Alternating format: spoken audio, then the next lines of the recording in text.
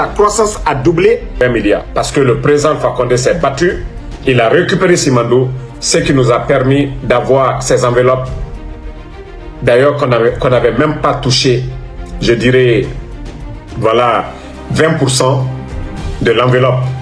Les bandits sont venus faire le coup de la nuit. Des sujets qui prouvent que ces petits bandits du CNRD n'ont rien apporté au développement de la Guinée. Merci en tout cas les soldats, vous qui mettez les cœurs. Voilà, grâce à vous. Voilà, c'est pour vous dire que nous avons affaire à des gens qui n'ont aucune notion de la République. Aucune notion de la République. C'est-à-dire des propagandistes. Franchement, la Guinée mérite mieux. Hein. Notre pays, la Guinée, vraiment mérite mieux. Que la croissance, que l'État gagne beaucoup d'argent. Mais bande d'incompétents, vous-même, vous vous exposez devant nous. Oui, la croissance a doublé pour faire les points. Le 2 septembre, le Burkina, pour l'année en cours, 36 tonnes d'or.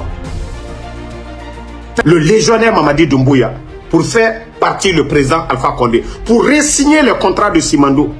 Si vous voyez que vos factures d'électricité et tant d'autres, oui, nos barrages, 80% c'est pour les Chinois, parce qu'on devait payer. Et comme vous avez suivi une des sorties de Dr Kassori après les accords de Simandou, voilà, on devait en contrepartie donner quelques parties de nos minéraux à la Chine. L'argent que nous prenons, les 20 milliards, pour développer notre pays, c'est ce qui nous a permis de faire des barrages. Voilà, beaucoup de projets dans le pays. Mais depuis l'arrivée des bandits, on a demandé Djiba Diakité. C'est quoi le contenu de Simandou?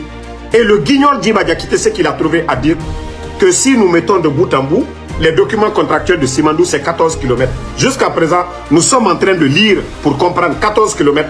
Personne n'est arrivé à la fin des 14 km de documents contractuels de Simandou. Je vous dis, peuple de Guinée, asseyez-vous.